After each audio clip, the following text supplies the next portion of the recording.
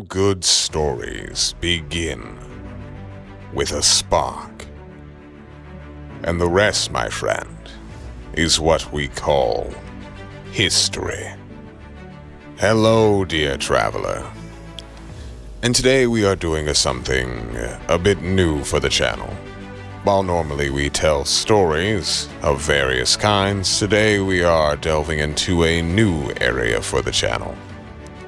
And that is diving into different fandoms to bring you a different kind of storytelling. Breaking down and explaining lore from different IPs in digestible ways that are easy to understand.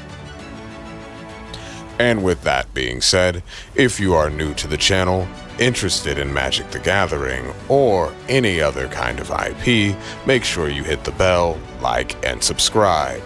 And if you're still with me, let's get into it. In Magic the Gathering, entire worlds are only the beginning. From vast sky cities to sunless underworlds, from forests that breathe to oceans made of thought. Each of these places exists within what is called the multiverse. They are their own planes of existence, separate from one another, but connected. But travel between these worlds, that's not ordinary. It's a gift, a curse, a spark. And those who carry the spark are what are known as Planeswalkers.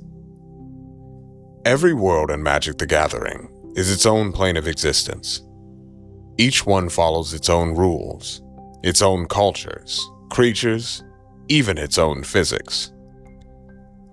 Most beings live and die on their own home plane, unaware that anything exists beyond it. But very rarely, a powerful moment, a trauma, a triumph, a revelation, ignites what is called a Planeswalker spark. When the spark ignites, the individual is forever changed. They gain the ability to walk between planes, to move across the multiverse as easy as you or I might cross the street, give or take a little difficulty. These individuals are no longer bound by one reality. They become Planeswalkers, able to see wonders others cannot imagine, and horrors they cannot escape. The spark alone doesn't make someone all-powerful, but it does make them rare. Most Planeswalkers have innate magical abilities.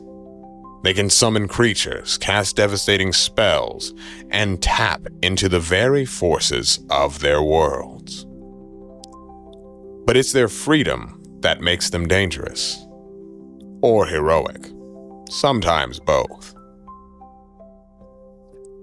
A Planeswalker may flee a burning city, only to return with an army from another plane, or they might travel across dimensions simply to find knowledge, power, or revenge.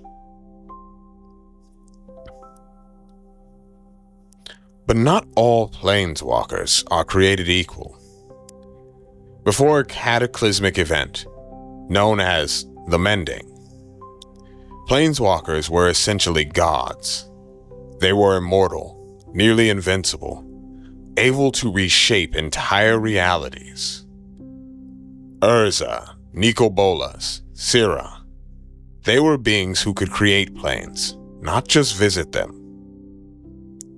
But the Mending changed everything. The multiverse was fracturing under the strain of its power. To save reality itself, several Planeswalkers sacrificed their divinity and remade the rules. Since that day, Planeswalkers are still powerful, but no longer godlike. They age, they bleed, they die, and the power of all Planeswalkers since that day has been greatly diminished. Despite the changes wrought by the Mending, Planeswalkers are still the beating heart of Magic's story. Planeswalkers are how we as players and readers explore the multiverse. They connect the worlds, they start the wars, and end them. They form uneasy alliances, tragic rivalries. Each of them is a character shaped by their home plane, but no longer bound by it. In a game of spells and creatures, Planeswalkers are the narrative thread, the bridge between stories, the ones who walk between worlds. In the next section, we'll explore where Planeswalkers came from, the very first ones, and how their role in the Magic universe has evolved over time.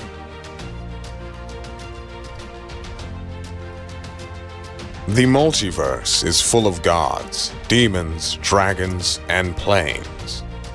But long before we came to know the names Chandra or Jace, before the Gatewatch or the War of the Spark, there was Urza, Sarah, and Freyalise. The earliest Planeswalkers were not just characters, they were forces of nature. Almost the spark itself. In Magic's earliest stories, Planeswalkers were depicted as mythic, reality-bending beings. They didn't just cast spells. They were like mana itself. Think of them as demigods, mortals who ascended through fire, war, and tragedy into something vast and terrifying. Urza, for example, wasn't just a wizard. He was a scientist turned planeswalker who sparked during a desperate battle and spent millennia manipulating timelines, building war machines, and even orchestrating entire wars to stop the Phyrexians. These old walkers shaped entire planes. Sarah built a utopia powered by white mana. Teferi phased a continent out of existence to save it. Nico Bolas enslaved worlds and outlived entire civilizations. They were immortal, immensely powerful, and often morally complex, walking the line between savior and villain.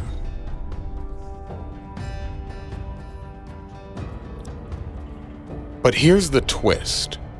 When Magic: The Gathering launched in 1993, you, the player, were technically a planeswalker. The game imagined each duel as a battle between two powerful mages, each summoning creatures, casting spells, calling on mana of their chosen plane. And that's why players have life totals, libraries, and spells, because in theory, you are a planeswalker.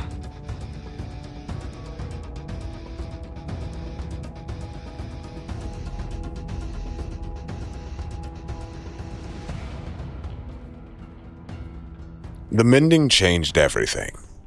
In a single moment, the Age of Gods ended, and a new kind of planeswalker was born. Still powerful, still rare, but no longer untouchable. This was not a fall, it was a transformation. After the mending, the multiverse breathed easier, but its champions would never be the same. Freed from their former detachment, many became more human, more driven, more dangerous in ways power alone could never define.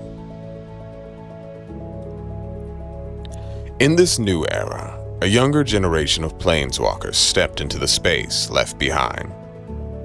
Chandra, impulsive and headstrong, a fire mage who seeks justice and vengeance in equal measure.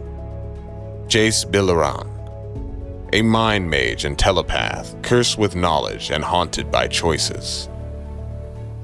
Liliana, a death mage who walks the line between power and damnation, bound to dark pacts and darker secrets. Gideon Jura, a living fortress, burdened with unshakable ideas. and Nissa Rivane, an elf who speaks with worlds tied to the soul of the land itself. These were not the creators of planes of old, or destroyers of time, but they were warriors, scholars, rebels, and survivors, each with a story, each with a home, each shaped by the spark, and what they chose to do with it. Eventually, these Planeswalkers, some of them anyway, began to realize the threats they faced were not isolated. Eldrazi, Phyrexians, interplanar tyrants. The multiverse was not a collection of stories, it was one story, stretched across endless skies. And so a group was formed, the Gatewatch, a coalition of planeswalkers who swore an oath to protect the planes from multiversal threats. They were not always united. They made mistakes. They faced betrayal, death, resurrection, and war. But in their triumphs and failures, they became something new, a force of heroes who walked between worlds. Not all who carry the spark survive the weight of it. Some have fallen, some have vanished, some were broken, remade, or lost in the tides of war. But their stories endure. Because planeswalkers are not simply wanderers or warriors. They are memory, living history, fragments of every plane they've touched, carrying echoes of places most will never see. And for everyone who rises or falls, there is always another. Somewhere in the multiverse, another spark waits to ignite.